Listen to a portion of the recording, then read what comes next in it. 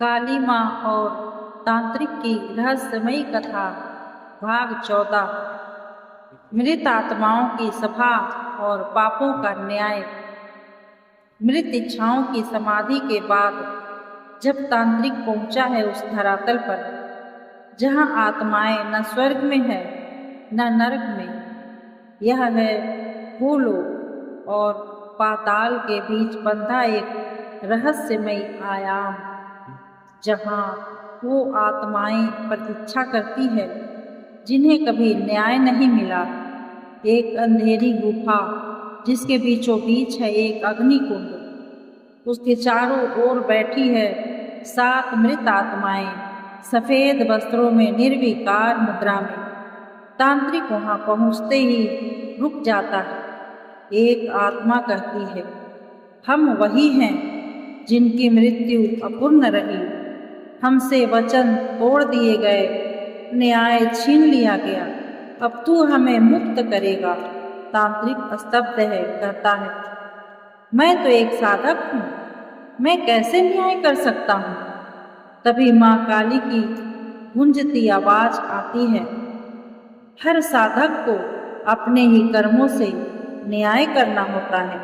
इन आत्माओं का संकल्प अधूरा है, तेरी अग्नि में वे घुलकर पूर्ण होंगी, पर एक आत्मा तेरे ही जीवन से जुड़ी है।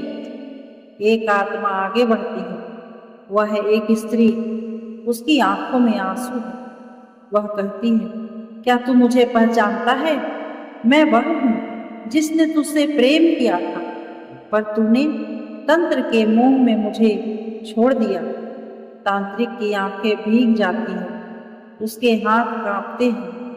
वह झुक कर कहता है, मैंने माँ से शक्ति मांगी पर तुझसे प्रेम छीन लिया। आज मुझे मेरी भूल दिखाई दे रही है।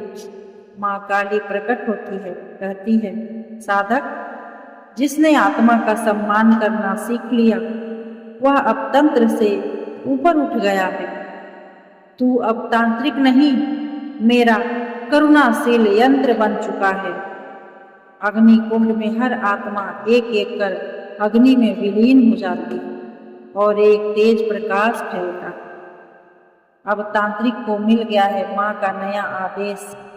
अब समय है अंतिम माया को भेदने का, जिसे कहते हैं स्वयं की मृत्यु से साक्षात्कार।